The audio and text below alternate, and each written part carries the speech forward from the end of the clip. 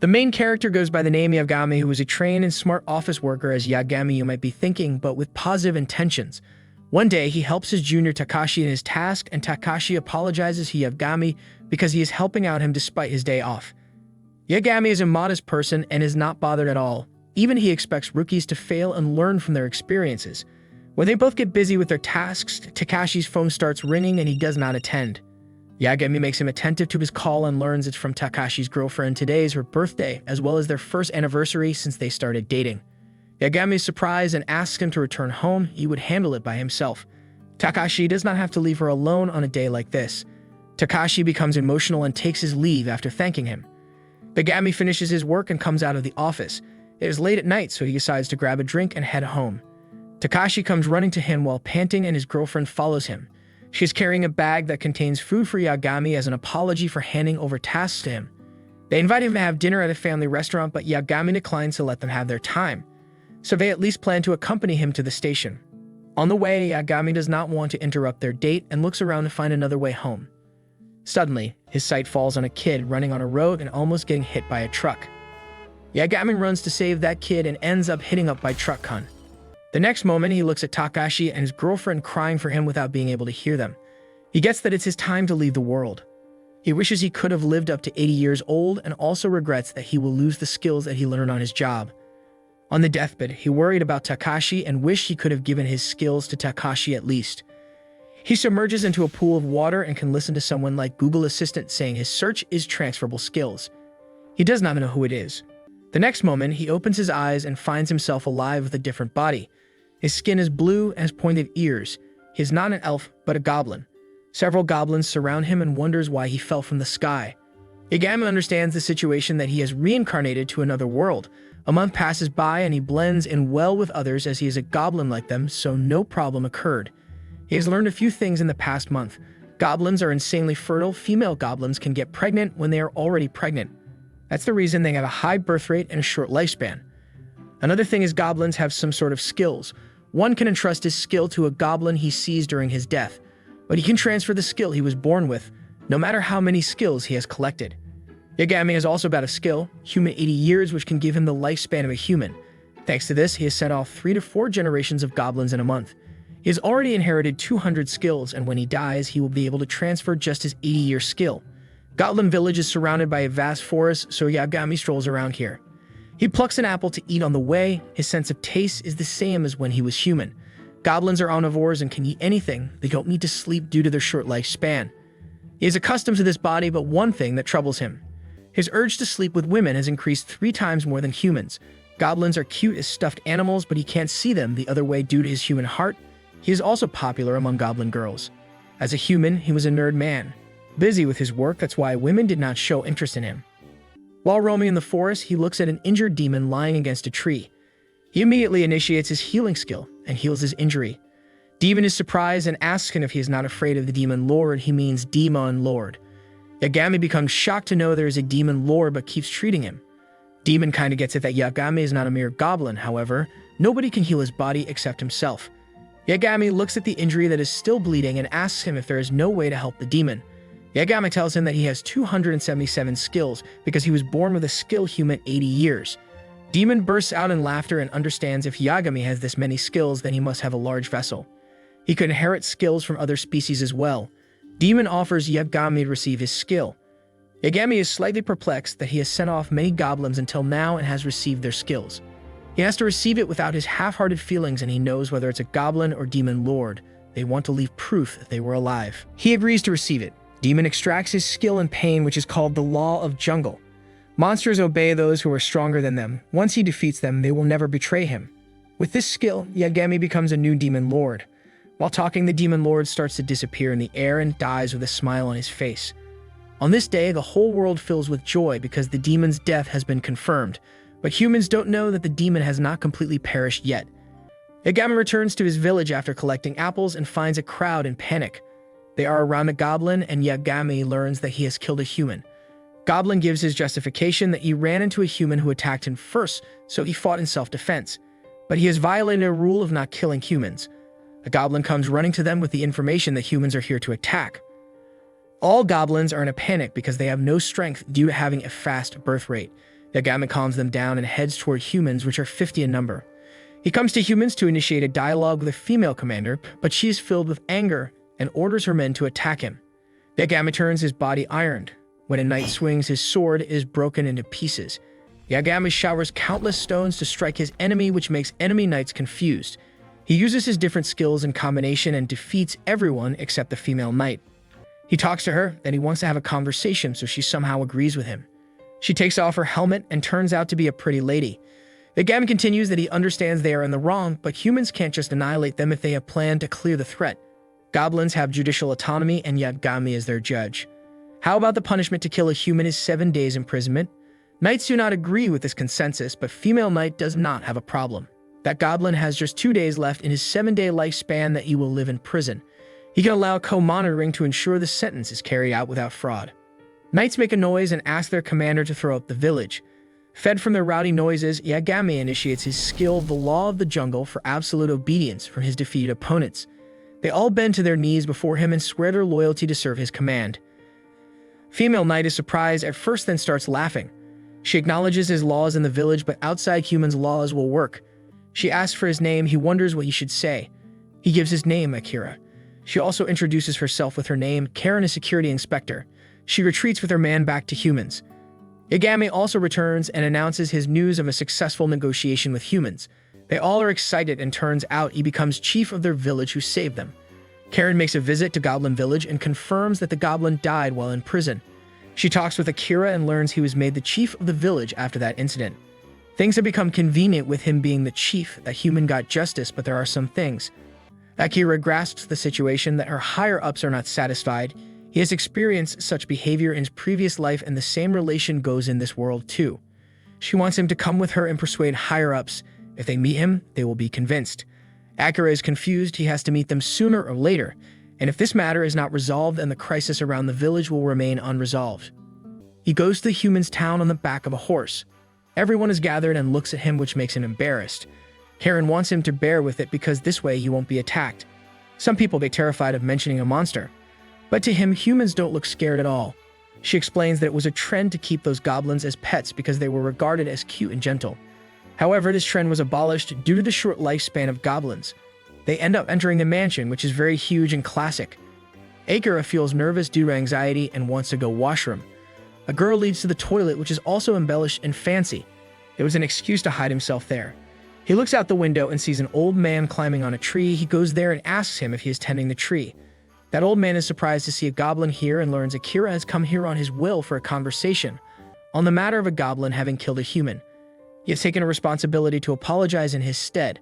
Otherwise, the village will perish. And another thing, humans and goblins both make mistakes. It's fine if they make mistakes as long as they learn from them, and he does not want them to lose this opportunity. Then old man comes to another topic. They both make fun of the spacious design of the toilet. Karen comes running here calling that old man Count and telling him about bringing Akira, but it surprises her to see both of them have already met each other. Akira causally asks her if she is calling that old man a count, and if he is not a gardener. She shuts his mouth and introduces that man. He is the owner of this mansion and uncle of His Majesty, Count Orleans. Akira is astounded and thinks he has tricked him. He laughs and decides to put an end to this matter at hand. It seems he has taken a liking to Akira and asks him to follow him. Count takes Akira to a room full of hot girls. It seems he is a perverted old man like a bald old man in Dragon Ball and has girls around him. Akira has also some busty women surrounding him. Count is very excited and talkative. He decided to live his life to its fullest. To fully understand a woman, he has to meet a lot of people, and without experience, he is a young man who does not understand a thing about them. Akira is curious to know how the Count judges a man. Count explains that a gamble with a card is the best way to expose a man's nature. They could be pure and compassionate, but then change to being violent. He, in turn, asks Akira about his assessing criteria. Akira has some rational points of view. He can understand men's nature by their failures and see if they repeat them. There are men who can do it, but some fail to do so. Count is impressed that there are different ways to do it, and all of them become attentive to Akira. Akira has gone through such a situation in his previous life, but at that time the attention was on other customers, and at this time he is the big shot. Count becomes active again to cheer up everyone, assuming Akira has a few days left. Akira clarifies to him that he has got a skill of human 80 years and can live until he is 80. Count looks suspicious, and then becomes emotionally excited, considering him a dear friend. This way, Akira can get as many women as he can. In the morning, they come out of the mansion after having a lot of fun with women and vibing together. Suddenly, a horse loses control and runs a rampage in the town, unable to be handled by the coach. They are about to hit a kid playing on the street. Akira stands in front and creates a stone wall. This way, he saves a kid that mesmerizes the public, which surrounds him in awe. Count has been watching this and considers Akira a greater threat than a demon lord. He commands his underling to observe him closely from now on. A rowdy man comes off the carriage. He shouts at Akira for what he has done and asks his owner to show up himself. This carriage belongs to the Master Sullivan Jr. Count walks ahead and informs Akira that Sullivan is the previous prime minister. That man shouts at Count to compensate him for this, and Count apologizes to him without revealing his identity. That man goes on barking that the person in the carriage is important to the prime minister. Akira activates his skill X-ray and evaluates the carriage that there is no one inside. Count believes him and considers misusing his master's crest-embedded carriage a big deal. Knights arrest him for reckless driving and assault, and that man continues to use his rude words. Then he is informed of the real identity of Count, which makes him regret his barking. Count thanks Akira for saving him from trouble. No one would have randomly saved a kid they don't know, so he plans to protect the Goblin village. It will be on one condition, that he will have Karen oversee it for a while. Akira immediately accepts his condition and is grateful it's Karen, because she listens to his reasoning. Akira returns village with the happy news that it will not be subjugated. However, there are several rules and he will create laws. He starts with the first law of not killing humans and goes on, and when he is done with laws, he asks those to raise hands who have offensive skills. Karen has been listening to him. She was commanded by the court to keep an eye on Akira and report when he does something fishy. She should not let him catch her, as it is her undercover mission. She shows up, which scares the goblins to see a human there, and Akira introduces her as their ally. She introduces herself as an inspector and won't harm them as long as they listen to her. They turn out to be more intimidated. She changes her tone to a soft one, and while patting a kid's head, introduces herself as a chief's escort as well as a liaison officer. Kids turn glad to see how nice she is. Akira informs his plan of putting up a garrison here. It's better to organize it. That way it will be harder to go on rampage. The goblins have 7 days worth of life, and he has an idea for that. He names a kid with offensive skills Hanzo. When he dies, he will pass his skill as well as his name to the next generation as Hanzo II or so on. Whenever someone with offensive skills is born, they will join the Hanzo team. Next, he asks those kids to raise their hands who have skills to do appraisals and accountings. He gives the name to other kids as well. This act is to initiate interaction with humans. Humans who want to do trade can go to Kunikumeya, and goblins who have committed crimes will be handled by Judge Toyama no Kinsan. It's a great system that aligns with the short lifespan of goblins. Karen is surprised and understands why Count is cautious of Akira. A kid named Hanzo III calls Akira to show him a man tied up against a tree. It has been 2 weeks since the naming system started, and the successors are taking their positions. The tied-up man trespassed into the forest and attacked upon Hanzo, but he caught him without killing him. That man is injured, which will take him a month to recover, and it's an understandable act of self-defense. Now, Akira wants him to hand over the man to Karen, but Hanzo turns bashful. On asking, he says that he has promised someone and is expecting to conceive. Akira understands his situation and allows him to go. With that, Hanzo runs off in happiness. It's the same situation when he took over Taxishi's task. It's up to Akira to take the man to Karen, but she shows herself and has heard all this conversation. She knows someone who is just like him and takes on others' duties. She is impressed the naming system is going smoothly. Akira is also pleased that they are at 3rd generation, but his desired results are coming out. He goes to the man and finds out he has bruises and cuts all over his body.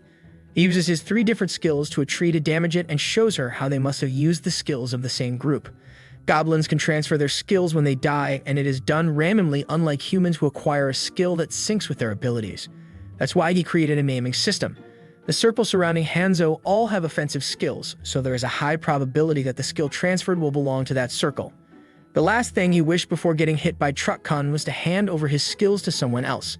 However, he specifically wanted to transfer to Takashi because he would be able to use it efficiently, even though his girlfriend was also there. The same characteristics are present in goblins and transfer their skill randomly, so he implemented a naming system to change it. Even if goblins have a life worth 7 days, they can still grow. Karen is amazed at his brilliant idea and considers goblins a threat if they progress. Akira assures her that as long as he is there, they won't show their hostile behavior to humans. At most, she's going to deal with just small problems. We see a girl in a robe running through a jungle and some people chasing her. She uses her skill search and finds out the skill of the Demon Lord. She becomes pleased that he is still alive and she's getting closer to him. She will be together with him soon. Akira writes something on a piece of paper, which makes him too tired. Karen enters his room after knocking on his door and inquires what he is doing. He tells her that he is making a law that can be shown to humans. They should show their autonomy system along with their laws to fully convince humans. Karen has queries about why he did not assert self-defense when that goblin killed a human in self-defense, and if they did not have this concept before. Akira draws two circles with an overlapping part that indicates negotiations between two parties. They must find that area to bring both together. If he had asserted self-defense at that time, humans would not have been convinced. Karen agrees with him that, let alone convinced, they would not have listened to him. Akira continues and gives the reason why he sentenced the murderous goblin to 7 days of confinement. Quick-witted humans would have understood it's a life sentence. If someone of a lesser position were to negotiate, then they must rely on insistence to get the other party to listen. After the conversation, Akira starts writing again, and Karen gets into her deep thoughts about him that he thought far ahead from just that incident. Even his naming system idea was good for him. He is not just a typical goblin, and she must report to the Count that he is a threat. They listen to people outside screaming and running from someone. They come out and find Hanzo and his circle fighting the ferocious demon girl. She overpowers them and intimidatingly corners Hanzo to ask something. Akira appears there and asks her identity and reason for coming there. She leaves Hanzo and turns to him to ask where the demon lord is. Karen loudly says the lord is dead, but the demon girl does not believe and activates her skill search. Akira's body shines, indicating he has demon lord's skill. It instills the demon girl's anger, and she throws herself at Akira, saying it means he is the one who killed the demon lord and stole his skill. Akira dodges her attack and tries to tell her the reason, but she does not listen. He uses his chains to bind her, which she easily breaks with her ridiculous power, and runs toward him. He uses his skill counter, through which she backs down, and then he suddenly runs his chain to capture her. She is mad at him and does not want to listen to his excuses. Akira asks her if her demon lord is a fool to be defeated by a mere goblin. She denies that he was the strongest, coolest, and kindest demon lord, but she still believes Akira would have done something to steal his skills. Akira again asks her if the demon lord was foolish enough to fall for dirty tricks and let his skills stolen. This time, demon girl does not have anything to say back and has started believing his words. Akira releases her from the chains and tells her that this skill was entrusted to him. He speaks in the demon lord's voice that it was entrusted to the nameless goblin. She would know the characteristics of goblins of transferring and receiving skills during testament. She also must be aware of the demon lord's voice very well. It fills her eyes with tears, and she starts crying there loudly. Count also learns about Akira having demon lord's skill and wonders if God plans to overthrow the human race. Count is at his mansion and seems confused. His servant asks him why, and he tells her he is at a disadvantage, explaining it with an example of the game Charanga.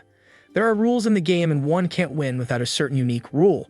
The opponents can reuse the pieces they take from him, but the pieces he takes from them start to disappear from the board. That's unfair, and the same goes with the demon lord's skill. Demon girl is standing silent with tears in her eyes. She must be embarrassed because she brawled at a goblin she just met. He asks her name and learns she is Kuro. He calls a goblin named Echigoya the 4th generation and commands him to make clothes for her. Echigoya's group carries her in the air, but she struggles back to free herself.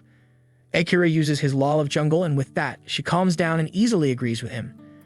Those kids from the circle also take Karen to make her clothes. Akira is pleased. She seems to be feeling at home since the last incident. Akira is in his room when Echigoya brings both girls in their girly cute outfits. Kuro is shy, whereas Karen is brimming with dark aura. He is amazed Echigoya has made them, whose skills are sewing, leatherwork, and spinning. Kuro asks Akira the reason why he made her wear these clothes, and Akira flatters her heart by saying she is cute, and that would be a waste if she wore tattered clothes. She gets bashful and carries Echigoya to make her another outfit. With that, they both disappear in a minute. It's just Akira and Karen left behind. Karen is in a foul mood due to a change of clothes. Akira admires that this suit looks good on her. This makes her mood a bit chill. She says this fabric is not only for show, but the feeling is also astounding. It's hard to believe Echigoya weaved this fabric. Akira suggests if it's the invention, they can offer this technique to humans. It's the skill that originated in goblins, which will disappear in 14 days, so it would be better to hand it over to humans so they can utilize it effectively. Or it can be sold to humans and help in earning patent revenue. When he is busy interpreting, Karen seriously asks him if he is going to become a demon lord. Akira refuses it and considers it a demon lord's mistake to use his skill for his own people. He borrowed the books from Karen about the demon lord and learned about everything. If one uses his power for himself on humans and to make everything of his, this way he would become an enemy of the whole world. He might be a successor of demon lord's skill, but you won't repeat the mistakes the Lord made. Akira attends to a goblin on its deathbed who gives healing skill on death to Akira. The village throws a funeral party and enjoys it, whereas Akira is in contemplation. It is his 5th time to get this skill, and similarly, he has other skills in redundant. He has 300 skills with him right now, but in reality, he has sent off 500 people. Ever since he made the naming system, he sent off fewer goblins than prior, but this time he was asked for it. This redundancy is the reason he made this naming system. It would be better if goblins see each other off and inherit skills rather than him collecting similar skills. Kuro interrupts him and looks confused. Akira compares her with the new employees in his previous job who are curious about the assessment of their first job. He again admires her dress, that she looks cute and it flatters her heart. She continues and is curious to know how much lifespan he has left. He explains his 80-year life story, which amazes her and clarifies her about goblins' characteristics of possessing many skills. She has never heard about skill, humans 80 years, and considers a special skill same as the law of jungle. She has 2 skills that are not special but considered rare ones, skill search and farsight. Akira exposes he has also farsight skills. They both activate their skills and emit out the light from their eyes to see far ahead of the kilometer. They both look like goofy characters playing with each other. Suddenly, Kuro's body shines and her skill of farsight combines with Akira's farsight to make clairvoyance skill. She looks with clairvoyance, through which she has a far wider view than farsight. Akira can't use clairvoyance and has lost the ability to use farsight. It hits his mind to get a brainstorming idea. He has learned a way to make use of redundant skills. Akira begins to try this combination stuff. He brings Hanzo the 5th near the bonfire where they both use their clone skills. With this, the clone skills of both combine to become shadow clones. Hanzo creates 2 shadow clones like Naruto using this new skill, and this time he feels different and amazing. These are not mere clones, but real him. Kuro also assures this fact that they look real to her. In simple clone skill, there is just one main real and others are clones. But with this skill, all are main bodies. If one of them is left, he becomes a source for other clones. Hanzo challenges Kuro to have a duel, and they get in the fight while others are enjoying their festival. Karen appears after changing her clothes and is surprised to see this new evolution of skills. Akira is also astonished and has concluded that both he and his partner should have the same skill to evolve into a higher ranking skill than the skill Akira has used will disappear for him. Goblins who have several skills is an easy feat to achieve. Karen wants to know if he can evolve skills with anyone else or just with goblins. Akira clarifies that he might be able to do it with anyone, as can be indicated when he had done it with Kuro, but it might be with just monsters. Akira has baseless assumptions that it is as if the world was specifically chosen for him after narrowing down the candidates with an online search, and this fusion of skills has clarified one possibility, that this is the world where everything he has wished for. He had a vision of combining skills and developing them that aligned well with his practice in his previous life. He draws a game on the ground using some wooden stick and asks Karen if this game exists here where one takes turns moving pieces and takes his opponents at the same time. Karen knows of the game Charanga. Akira knows this game with the name Shoji, and an aspect that separates it from other games is that one can reuse captured pieces without limitation. Karen explains the Charanga game that its pieces are divided into black and white, but one can't use the pieces he took from the opponent. Akira gives it a similarity to the chess game of his world. Even if it's a similar game, chess pieces are divided by player colors, while for Shoji, the character changes depending on the groups a piece belongs to. Shoji has exact same pieces on both sides that can be taken over by either side, with the king being an exception. These are the rules he is most familiar with. He considers the same things goes for the skills in this world. If he is reincarnated into the world he wished for, he must abide by the rules to live here. So he can't tell something absurd to Karen. He talks with Karen that he wishes to fuse skills with other races as well, because if goblins monopolize such skills, then they would be considered a threat among monsters. He intends to share Echigoye's skill after evolving it and considers it better to share it depending upon the recipient, including humans. They listen to noises coming out from outside, and going there, they see some humans standing very confidently and threatening goblins to exterminate them. Akira asks others about what's going on and learns those humans came to attack and Hanzo has been protecting them. Akira stops them from the fight and wishes to speak with humans. They stop for a while, but the human man kicks Hanzo out of nowhere and flies him away against a wall. Akira is enraged and inquires them the reason for coming there. That human points toward Kuro, that they have come chasing her because she is the demon and belong to the demon lord army who have injured humans. If the village hands over her to them, then they will overlook their mistakes. Akira asks him if he learned the village has been granted autonomy from the count. That man makes fun of this aspect along with his buddies and does not even care about it. Akira alerts them if they have not come here without permission, then they are violating their autonomy. They must leave this place at once as an official appeal. They again start making fun of it. Karen has been listening to this and confirms it is a direct attack from humans. Akira has made the situation in his favor, so there won't be a fault on their side. Hanzo is healed back to normal, and Akira motivates him not to hold back now. Hanzo uses his shadow clone. When that man is still humiliating Hanzo, he takes down the other 3 humans in an instant and finally takes down that man. All the goblins start celebrating his win. Karen is making face over something. Akira asks her the reason and learns things have been going messy from now on. Even humans were the ones who made the first move and goblins went through proper procedures. But a goblin defeated 4 humans at once, and they will alert the military about the power the goblin possesses. Akira is shocked while wondering if these humans were this famous. They are acting as if they were phony villains. Karen tells him that these humans have warlike personalities and a number of monsters they have subjugated. That's what makes them superior and famous.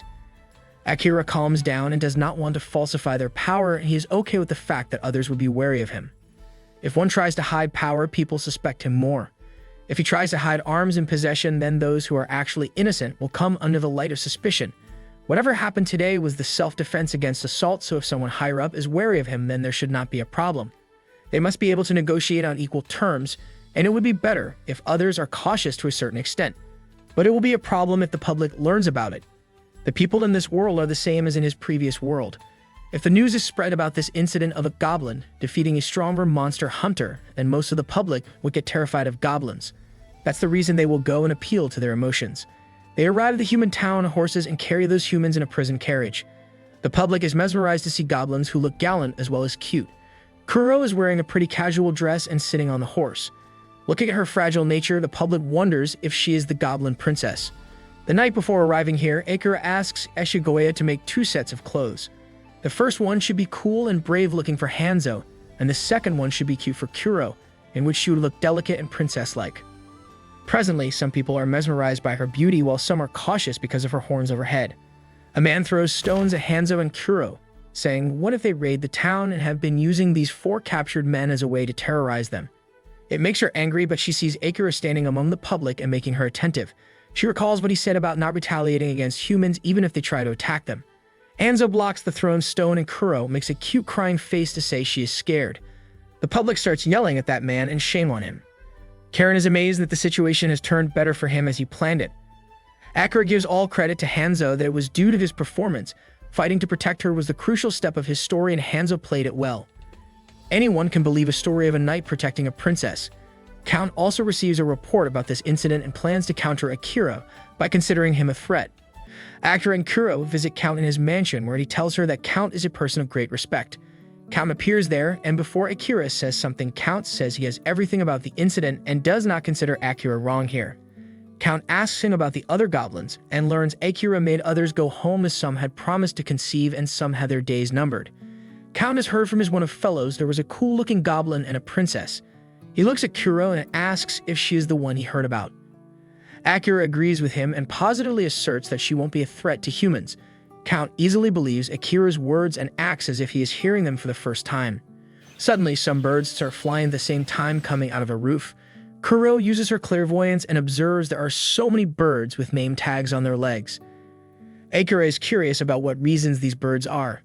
They go near the tree where birds are, and Count explains that there is a game trending among women of the upper class, Nightingale Bird. Each person sets their bird free and competes on which one will land first on the branch. Count continues that a widowed acquaintance is asking for a gale, so he is training some birds forward. Akira understands if she wins, she will do something for him. Count has something going on in his mind and asks Akira to have one match. It will be bet on which one lands first. He adds further, if he wins, then he will be taking one of his goblins. He has heard there is someone who is good at sewing, so he will have him to make hot clothes for ladies. Akira inquires what if he wins. Count's expression changes and takes responsibility that the same thing won't happen in the future. Akira is naive and believes Count's words without any other thoughts. Akira understands the assignment and becomes ready to compete against Count. 2 birds in separate cages are presented to choose from. Akira does not have a slight idea about birds and wonders if it will make any difference, so he chooses one randomly. The birds are open freely in the air and they run towards the tree. The one Akira chose is about to reach first, but somehow the other one claims his victory. Kuro seems to be observing them and notifies Akira that when his bird was about to stop, his leg was pulled back by a transparent string attached. She opens her mouth to yell at Count. Akira makes her shut by his law of the jungle. Both men laugh and accept the outcomes of a bet. Akira agrees to send Echigoya here tomorrow and plans to return him sooner. Count seriously writes something on a paper and calls Karen to deliver it. It's a reply to the message of higher-ups who demanded the report about the threat level of goblins. He confirmed it through gambling. He did not use cards to make Akira wary of him. Yet Akira backed down without creating a commotion and showed he posed a little threat. Despite claiming Akira threatless, Count shows her box which contains a goblin slayer and entrusts it to her. It's a secret weapon against goblins who become stronger by gaining multiple skills. Akira saw right through his trickery and silently admitted defeat. The likes of him deviate too far from Goblin, and Akira is the dangerous one. This weapon is for emergency cases. Different races live above the surface and humans belong to the one of weaker categories, and to compensate for their weakness they possess their intelligence. They have come up with innovative weapons to counter those stronger races, and Goblin Slayer is one of them. Magic can be infused into these weapons which can cause a lethal effect to its target.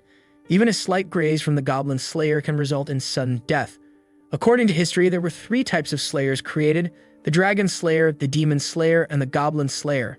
Goblins have a short lifespan, but they have the potential to inflict damage on thousands of people.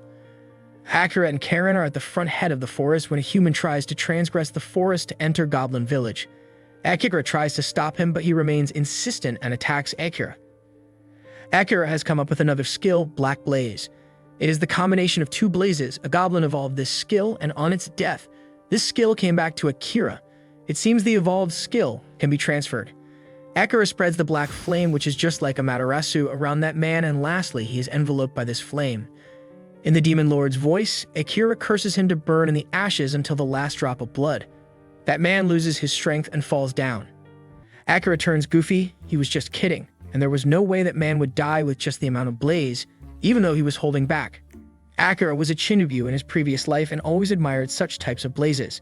That man is still not backing down and has a strong will to eliminate goblins.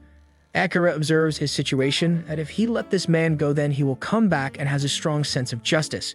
Akira uses his law of jungle and influences that man that he is not allowed to preemptively attack goblins from now on. That man understands it and submits himself. However, Karen is terrified and shocked to see the look on Akira when he stated cursed lines. She compares him with the Demon Lord and holds the Goblin Slayer. She reconsiders her thought that it would be because she has this slayer, but she again is terrified of how that man with absolute justice submitted himself to Akira without a second thought. What if she is unable to defeat him with the Goblin Slayer, and she also faces the same influence of the law of jungle? When that man leaves, he looks at Karen, has a pale face. He asks the reason, but she negatively replies. She asks him if he has gotten stronger than before. He looks at his black blaze and tells her that he inherited it from the goblin who died yesterday. Karen is horrified that other goblins will become powerful thanks to him. Count has declared the goblins safe, but he also prepared the Goblin Slayer for this purpose. So she considers this time the best to eliminate Akira. They return to the village. When Akira is in his room, Karen knocks the door and enters. He looks back and finds her standing in her bikini. Akira is shocked at what she's doing here like that. She moves toward him and corners him. He becomes bashful, thinking it's the wall slam scene of the shoujo manga. Her arm is around her back and she looks so embarrassed for some reason. Akira is confused at first, but looking at her expressions, he brings about a blanket and covers her. He understands her sneaking in is unusual and she was clearly up to something, but he won't state it. He tells her that it does not work on goblins. Pure goblins do not go after humans. Karen turns around and goes after, apologizing for what happened. When she is gone, Akira thinks about what happened. What he told about pure goblins was a white lie. The way she was lying to him aroused his manly desire strongly, and he was hardly holding back. But he is perplexed and does not want to think why she did that. Karen comes out of the room and passes by the village. A goblin sees her in her bikini and covered in her blanket. He considers her clothes are in laundry, so he plans to ask Echigoya to make new clothes for her. When he's gone, she contemplates that Akira was right. These goblins do not react to her body. It was the Count who told her to do this shameful act, as goblins are weak to girls. Then she regrets showing disappointment to Count and feels like she does not have the strength yet to eliminate Akira. She listens to someone in the forest and is attacked. That goblin who just passed by calls Akira to where Karen was. He came to fetch clothes for her, but her blanket was left there. Akira observes the situation and senses something ominous behind the goblin. He protects the goblin and throws the black blaze toward the other side. He hurriedly asks the goblin to run until he reaches the village. Akira can still something harrowing in the air and asks the suspicious person to show himself. He uses the skill Flash, through which his surroundings become enlightened, and he can see a man in a black robe carrying Karen in his arms. He throws Karen from the hill and Akira goes to grab her. As soon he reaches her, that man comes down and stabs him with the Goblin Slayer. Akira shows up from his back, and the other one was the Shadow Clone. It is the enhanced skill he inherited from Hanzo. Akira uses his skill of Rock Grave, which is the fused version of Stone Blast, and creates the stone pillar of his size to strike that man. When that man goes unconscious, Akira looks at the dagger and can sense the ominous death rushing toward him. He becomes so worried and confused that Karen comes to her senses and tells him that it's the Goblin Slayer. Akira takes Karen to her room and makes clothes for her. She explains to him about the Goblin Slayer, that it was designed to eliminate the goblins. If the goblin touches it, then he dies instantly. Akira has also sensed this death from close. Akira inquires if Count sees him as a threat. That old man is clever, and it's no surprise he is plotting something behind that smile. Karen's amazed if he is not angry over old man's deceiving face. Akira understands that Count is a statesman, and it would cause problems for him if he lets his guard down around the irregularities. Akira is curious why she was stalling time and did not eliminate him instantly with the help of an army or a subjugation party. She replies that the Count has always been indirect. He reports to higher-ups that there is no threat from goblins, but also prepares to counterattack. There is a way to know what he intends to do. Instead, talk to him directly. They both visit Count, where she apologizes to Count for getting failed in assassinating Akira. Count inquires Akira the reason for coming here, if it's to eliminate him, but Akira unexpectedly has come to hear Count's side story. What Count was avoiding, confronting goblins directly. Count explains that goblins can adapt in response to their environment. They evolve to fit into the environment. If there is a sudden change, they can adapt to it after just a month. 50 years ago, the goblin race was on the brink of extinction. There was a time when humans did a lot of killing, and surprisingly the remnants evolved in order to survive. The very last goblin obtained a new skill, the last one, which had 3 effects. The first one is immortality, which is the last surviving goblin would not die no matter what. The second one is agamogenetic reproduction, where the goblin produced hundreds of goblins in exchange for his life. Lastly, they were able to use all the skills the goblins possessed. They were goblins who possessed thousands of skills, and thousands of humans lost their lives. Count continues that whenever he eliminates a community of goblins, he takes extra precautions. If he laid hands on the village to take Akira down, he would not know how Akira would evolve. A normal goblin is fine, but it's natural to be cautious in the case of Akira. Akira said he judges others on the basis of their failures, and it's possible he would create a different kind. Akira understands it and considers Count wrong here. What's ahead of someone's mistake is not a dead end. It's a path to success as long as he is aware of his mistake. Count starts laughing and is impressed that a goblin lectured him about human logic. Now Count wants to know what their next step should be. Akira has already thought about it, which is his value needs to surpass the threat he is perceived as. Akira has to surpass his image as a threat because it's the reason Count sent an assassin to eliminate him. Count says that he can trust Akira personally. Karen interrupts him to ask. He says he trusts Akira, but also mentions Akira is fishy. Both men do not want to tell her what happened between them because that's a dirty topic. Count continues that he can trust Akira, but it does not go for aristocrats and nobles. Akira is curious to know if influential people seek immortality. Count agrees with him. Akira considers that the people seek immortality because they want to reach the summit of everything.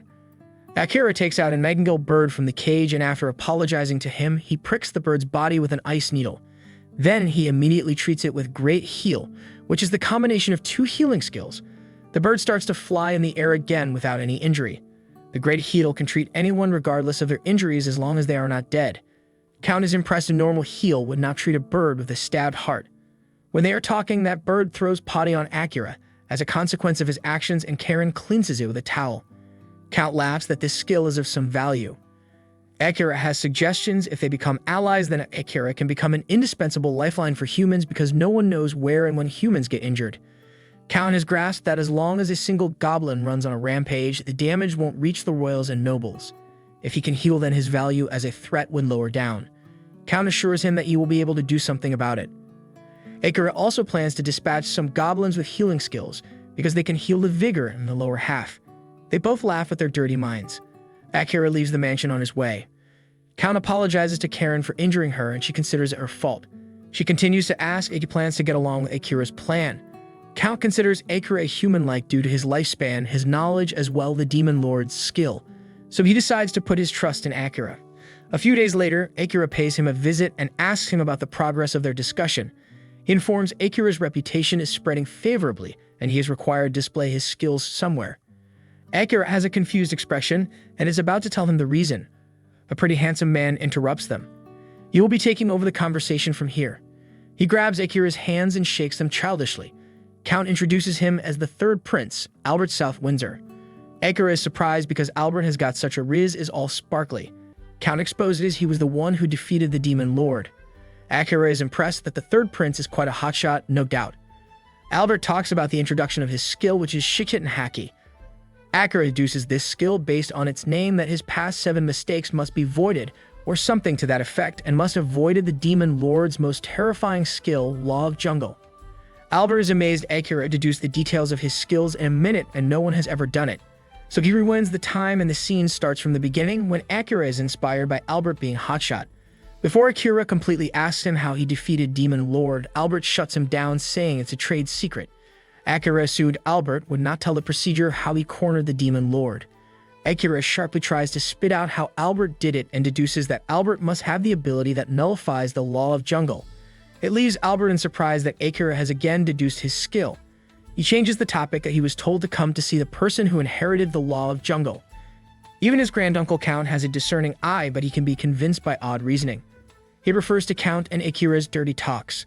They come to the mansion where Albert has a cup of tea and Akira is again inspired by how elegance is sparkling around Albert. Akira initiates the conversation by affirming that Count is the granduncle of Albert. In short, Count is the uncle of the Emperor. Count has been looking after Albert since he was a baby. He is a man of remarkable character, but it is also his major flaw. For the prince, he is so devoted to his fiancée. Count has just one complaint that the man who will have the whole country entrusted to him has experience with just one woman. Albert, that's why, does not find his granduncle's trust trustworthy and has come to see Akira by himself. He changes the topic and asks Akira if he intends to give out that great heal without any compensation. Akira declines and has been planning to decide together with Count whether to make it free or ask for extravagant compensation. Albert suggests Akira should give it in exchange for extravagant compensation.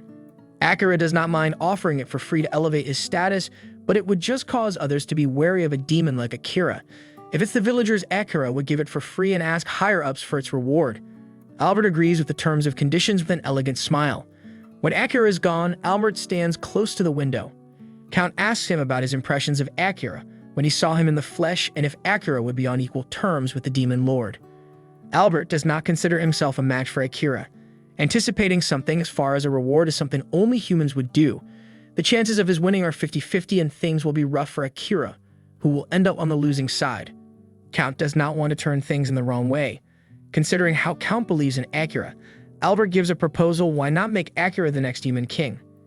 Akira is wary of Albert, that he could be an enemy depending upon the time and place, so he should learn Albert's ability.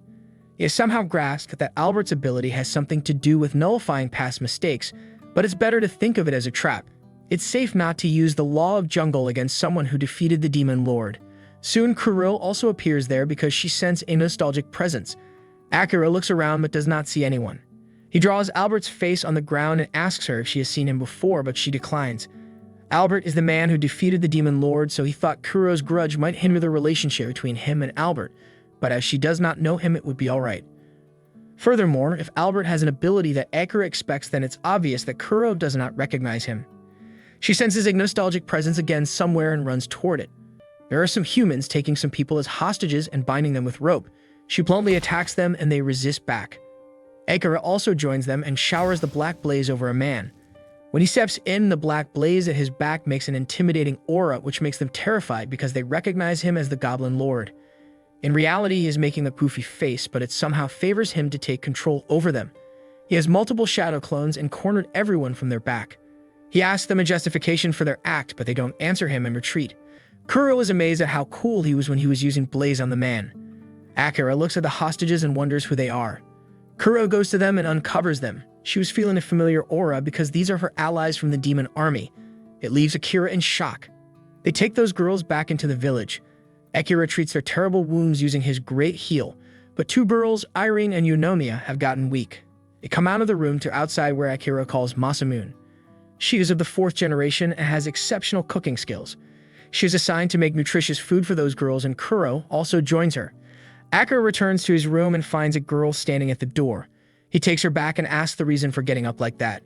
She is grateful to him for saving them and introduces herself as the middle sister among them, Dyke. She thinks if Kuro is following him, then it means he would be following the Demon Lord's steps. He inquires why they have such a worn-out state and if their journey was that much harsh.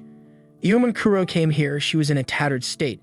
She declines and says that her sisters are in such a state because of the disappearance of the Demon Lord, with saying that she bends after Akira and cries before him to save her sisters. He has to give them order to live. Currently, these three sisters are the remnants of the elf race. Elves are the immortal race, and due to longevity, most of them have lost their will to reproduce. That's why both of them have completely lost interest in eating and don't care if they die from starvation. Elves suffer from illness where they become detached from living so long. The Demon Lord could not just stand by and watch them, so he ordered both of them to live, but now he has died, and his orders also have faded away. Akira understands the Demon Lord must have used the law of jungle on them, so if he uses it again, then these girls will start living again. Dyke is not ill, but she has been trying to feed other girls, and now she's at her limits. She begs Akira again to save her sisters, and Akira agrees to give an order, but he has a problem with how he would use skill on them. He asks Dyke to wake them, so she does and supports them in standing. Akira uses his skill Stone Grave and strikes both of them with pillars. Dyke is shocked at what he has done and runs to them. They both are flown outside against trees, and then Akira uses his law of jungle, ordering them to live.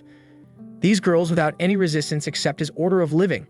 At the same time, Kuro comes bring the prepared food and feed those girls. Akira comes back, and on the way, he spits out blood and hurriedly heals himself. It's a troll on his body for hitting them and using the law of the jungle. Karen arrives there and calls his name to confirm he is the real one.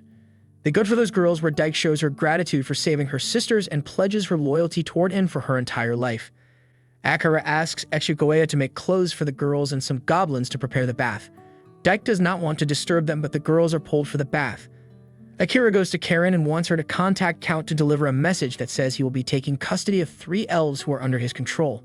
He wants this message from his side because he wants to make it clear they are under his protection, otherwise it will lose its validity if they are assaulted again. Kuro and the others come back after taking a hot bath. Both diseased sisters are dressed in pretty slaying outfits, and soon Kuro takes them back for resting as they are not completely healed yet. Akira turns to Dyke to ask how she is feeling in new clothes, but his mouth and eyes are left open to see her. She is wearing a pretty hot outfit with her big bounties, which is making her sparkle, and Akira holds himself. She looks around to see her sisters and learns they have gone to rest. She also goes after them but trips on the ground due to her dress under her feet.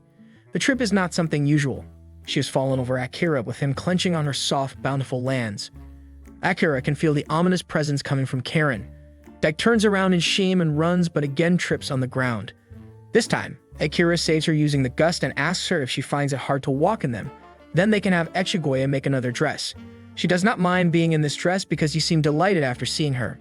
He cannot listen to what she has said, and she returns in blushing. He plans to reprimand Echigoya for making such a dress, especially for Dyke, who has such destructive power, pointed to 2 bounties. Karen also takes her leave, and while leaving, she's about to ask him something but does not continue and leaves. He's in the room busy with something. Karen knocks on the door and enters. She informs that he has been granted permission, and Count and Albert's signature made it surprisingly fast, so he can take care of races from now on. He does not have to contact them anymore. After hearing such delighted news, Akira does not seem glad but is confused. He is surprised to see Karen in her casual, pretty dress and recalls something like this has already happened. Karen is flushing and standing with bashful expressions. Akira compliments her dress that it looks great on her. He knows how a girl's heart works when someone compliments them on their dress, but he does not know the reason why she has come and dressed on her accord when last time she was ordered to. In his world, he used to praise his subordinates whenever he made them do something, and usually they would start thinking ahead on their own to get more praise. They may not be analogous to each other, but it's a fact she has come here intentionally, so there's no reason not to compliment her. He admires her that she is already pretty, and on dress-up, she becomes more stylish. She turns red after hearing this. Akira suggests why not make more clothes for her. He calls Echigoya outside and learns he went to get some cotton flowers. Cotton obtained from these flowers is very valuable, and Echigoya excels in sewing and processing clothes. He plans to look out for him and also drags Karen with him.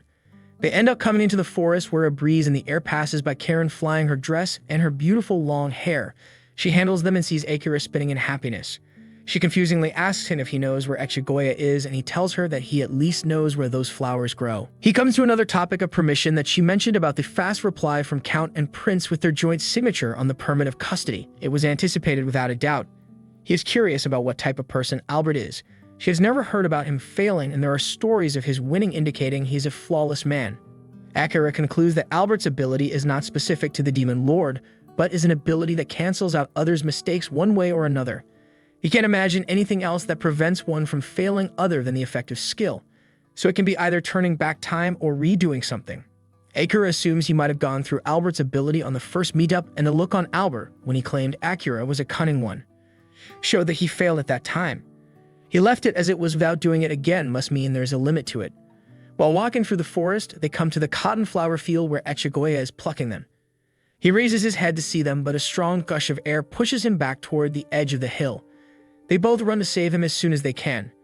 Karen becomes unable to run with her long skirt, so she tears apart its lower part and jumps to grab Echigoya's hand. She pulls him back to the ground where he thanks her and gets worried to see her tattered clothes. She asks him not to worry about it and requests to make another one where she can move easily.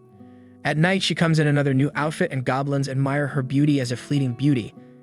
Akira is also observing that she used to be reluctant, but now she's become stylish. He compliments her that she is looking beautiful. She also does not deny, in fact, agrees with him. As always, a group of adventurers try to transgress the goblin village and Akira stops them from moving ahead. One of their group has a saint who provides others protection. Two men approach Akira and attack him simultaneously, but Akira manages to dodge them. He observes their fighting manner and that their combo attack is amazing. One is focusing on defense while the one on offense. He showers his black blaze on one and dodges another one to rise in the sky. He uses his skill Black Thread and captures a girl who is actually chanting a barrier spell. He turns both men into dark flames, but they withstand it when Saint envelops them with lightning protection. Akira goes all out, and in an explosion, he knocks all of them. Akira is fed up with how these pesky humans try to barge in. Karen assumes it must be because he is driving away all trespassers without inflicting major injuries on them, so others think they can better do it. They should set those people as a warning and Project Akira as being scary. Akira decides to change his mind and suggests they give corresponding penalties to these trespassers. Karen proposes making a cage and locking them inside for 7 days, but he thinks they will take it more lightly. He comes up with something and draws tattoos on their heads that say they lost to a goblin. In the Edo period, people used to write losers on the foreheads of offenders. He asks Karen if the concept of tattoos exists in this country, but she has not heard about it, and this idea might work. It would be great if people are discouraged when they learn this happens when they lose to a goblin. They return village where Dyke welcomes them back and is about to fall again on him, but this time Akira saves her from falling. She shyly inquires them if they are hungry. She has learned how to cook and has made dishes for him. He is excited to try them, so she runs to get food ready, and on the way, she's about to fall again, but this time she withstands her fall. He has been looking at it and thinks of having her new dress that is easier to move in, even though she looks bomb in this. Anomiya has been observing them with a dark aura that even he can feel her behind him. He goes to her asking how she is feeling, but she yells back at him saying she won't hand over her sister to one like him. She runs away after saying it, and Akira is left baffled at what happened. Akira does not understand what Eunomiya means. Karen and Akira go to the ground where Dyke presents him with a plate of a new dish. Karen is mesmerized by smelling it and wonders she has never seen this dish before. Masamune informs her that she has invented this dish by herself and goes with the name Masamune Stew. Akira knows it by another name, Nikujaga, and inquires Karen if she knows what it, but she is also not aware. He has known it from his previous world, and yet Masamune was able to invent it, so he appreciates for inventing it. He asks Dyke if she also helped Masamune in making it, and she agrees with him. He takes a bite of this dish and finds it delicious. Rather than flattering her, he heartily says if she can make such a delicious dish, she will make a great wife one day. It opens the eyes of all other girls. Kuro is jealous that she can also make this dish, and Dyke embarrassingly is twirling and repeating the word wife. Eunomiya calls her sister and takes her afar. Karen's amazed Eunomiya has this personality besides her childish looks. Akira suggests to Masamune that the taste of this dish is perfect, but she should add honey instead of sugar next time. It will enhance the appearance of the dish. Karen did not know he also knew about cooking, however. It was the information he got in his previous life. Karen gives it a try and finds it a delightful dish that she also asks Masamune to teach her the recipe. The village turns this into a festival. Karen and Akira are together when she appreciates the taste of the dish and wonders how they got the meat and condiments. Akira tells her that Echigoya has been going to town lately and has bartered such stuff. It reminds Karen of the aspect that Echigoya's style clothes all over the human race and is trendy among them. She offers that if he wants to, she can appeal to Count for bartering at ease. Akira thanks her and explains that they trade only if there is a mutual trust. A good barter should incur less damage if he stops. Echigoya receives supplies by selling Echigoya clothes, but if he discontinues barter, then it won't affect him. After all, their village is not at a disadvantage even without supplies. Yonomiya takes Dike far to the forest. Dike observes Yonomiya has been making a scary face and asks her the reason. Yonomiya backs down to the flower field where the petals of the blooming flowers are showering. She wanted Dike to come here as she likes flowers. They start collecting petals. Yonomiya wants to decorate Dike's room as they used to, but Dike wonders if Akira likes those flowers. Yonomiya listens to her and runs away while crying and calling her sister Baka for not understanding her. She bumps into Akira, who has been looking for them. She throws the collected flowers at him and runs after challenging him that he did not win. Akira is insanely dense in interpreting this and considers Yonomiya loves her sister so much and does not need to worry as no one will take her anywhere. Karen understands what's going on and takes her words back to when she considered him a smart boy. Yonomiya and Dike take a bath together and rub each other's back. Dike is relaxed, her sister has come back to being cheerful. Yonomiya apologizes to her for worrying her and promises to remain cheerful. Yonomiya looks around the bath and finds it interesting because such types of baths are found in demon aristocrats or humans, and there is one in ordinary goblin village. Dike brings about Akira, that it's not an ordinary village but governed by him. She also got interested and asked him about it. He said that it's important for a bath to vitalize both body and spirit.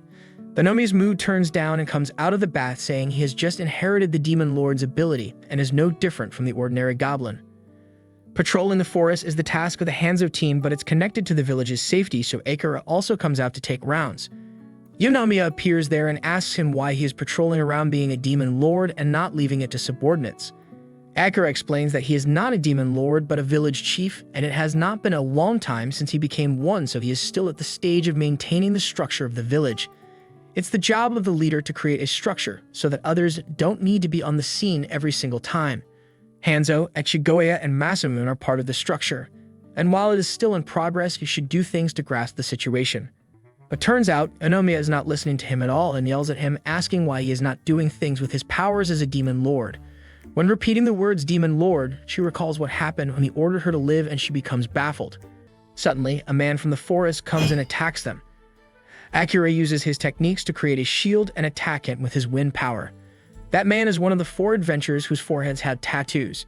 He has a grudge against Akira because he has become a laughing stock. They said if someone like him enters the forest, then they will end up like him.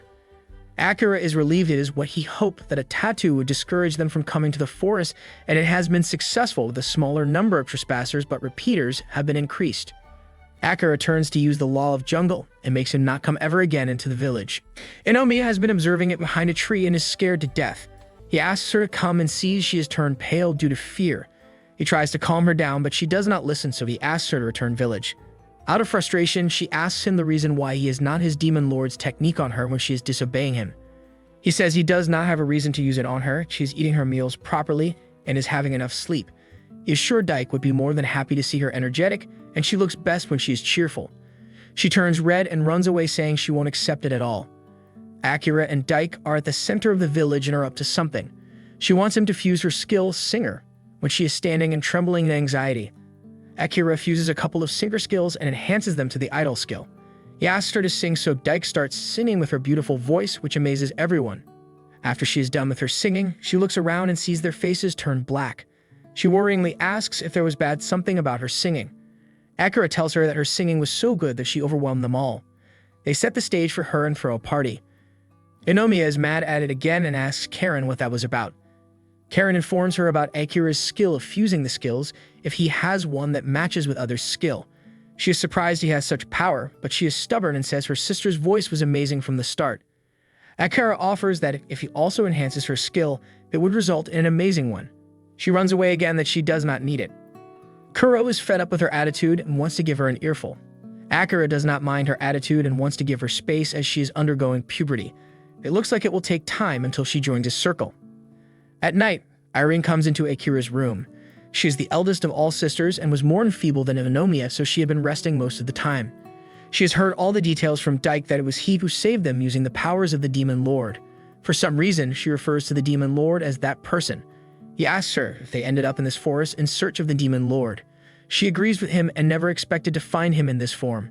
It was Dike who was driving their lethargic bodies, and if they were using the Demon Lord's skill as a guide, then they would have never known the new owner's personality. Akira can imagine them coming into the village after some clues. Akira seems to be in thought. She asks him what's wrong. He thought she might also come at him as Eunomia. She laughs and declines that she won't be like Eunomia. Oppositely, she's indebted to him for saving her life. She is thick with small clothes on and pulls him toward her chest with his face between two bounty mountains. She teases him in every dirty way, which spikes his manly desires. At the worst time, Eunomia barges into the room in order to enhance her skills, but sees them lying on the ground. She misunderstands Akira as being a brutal wild one and runs. Akira wants to get out and considers Irene is making fun of him. She pulls him back, refusing it, and gives the reason that she is doing it because she wants to express her gratitude.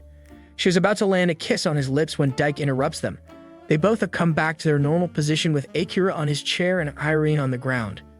She asks them about what happened because she saw Eunomia in a rage. Akira comes out and plans to find Eunomia, and Dike also offers her help. Whereas Irene looks at them from the back. If her sisters had not interrupted them, no one knows what would have happened. As usual, the village is celebrating a party for no good reason.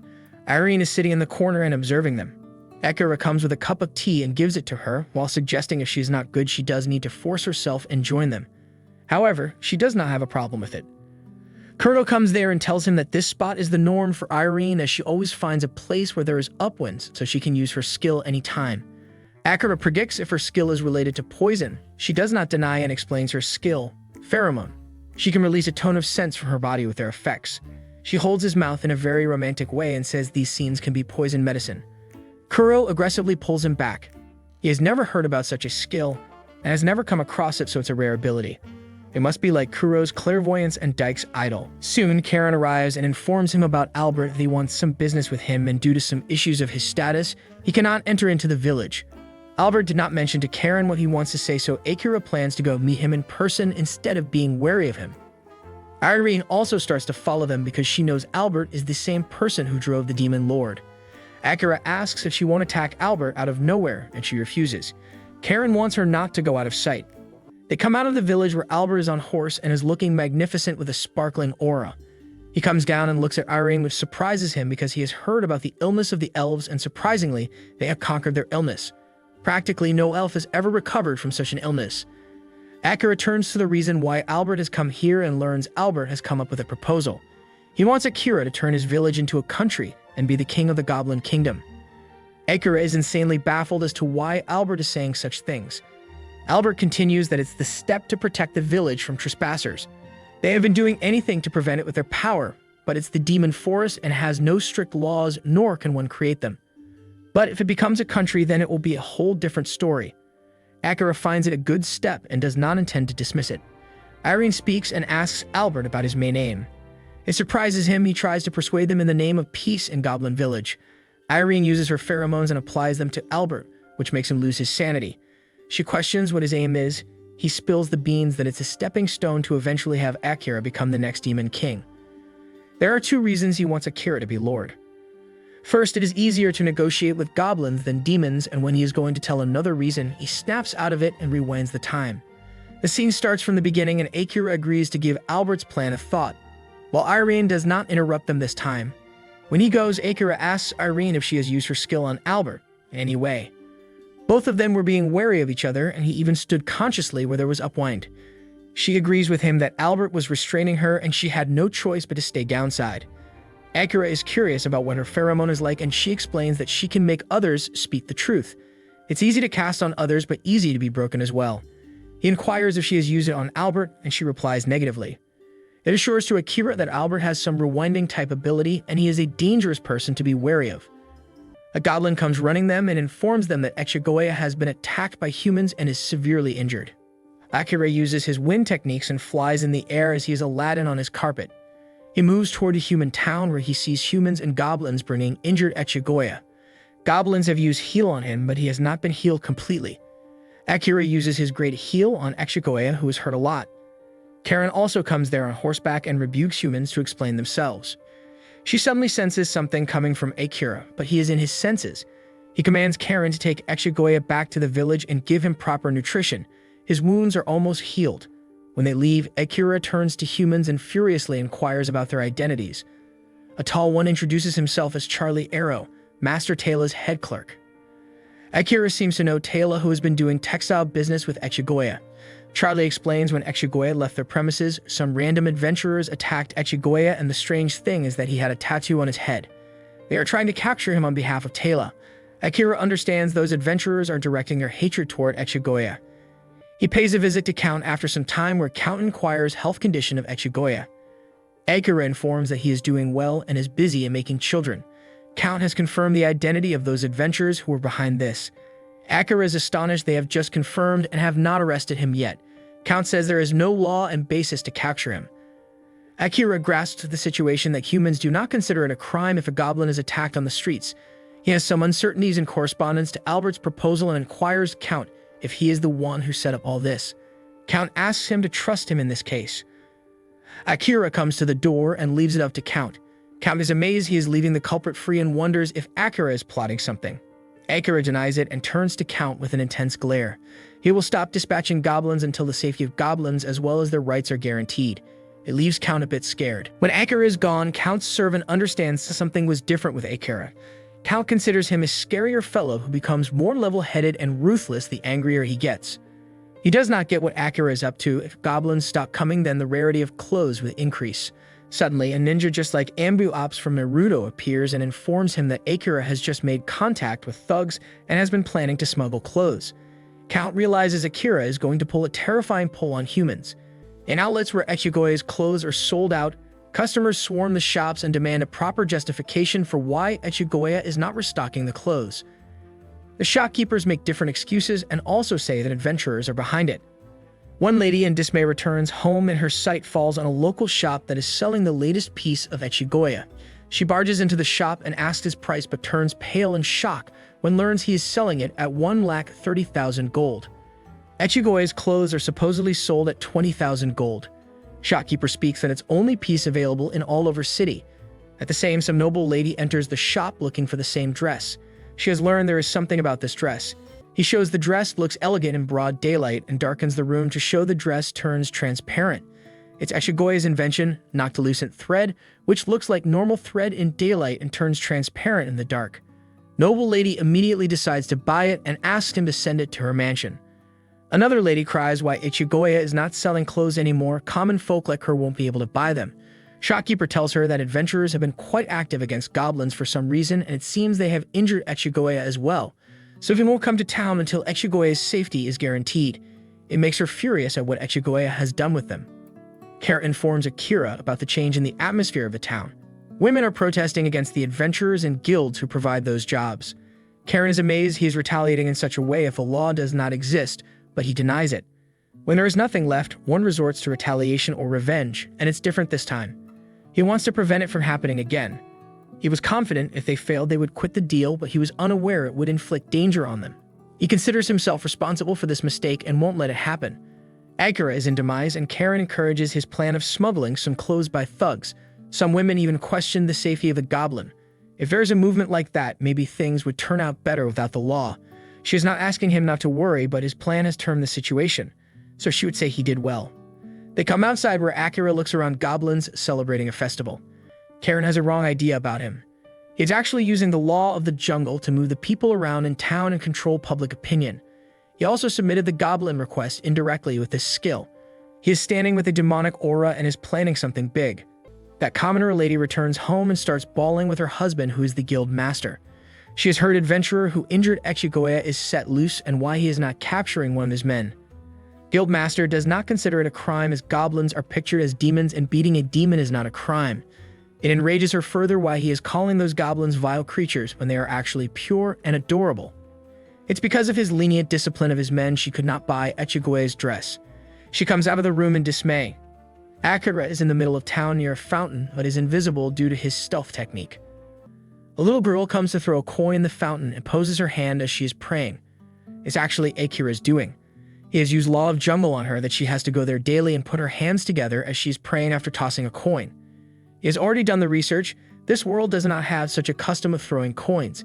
He has made other people also do the same using the law of the jungle and ensured that no one is harmed in this process. He repeats the process for a week. Some girls without the law of jungle influence also come to Fountain considering it a rumored place. He has grasped the idea from the folktale, the midsummer day of the ox, which is recognized as the day to eat eels. A genius person, Hagara, created this custom.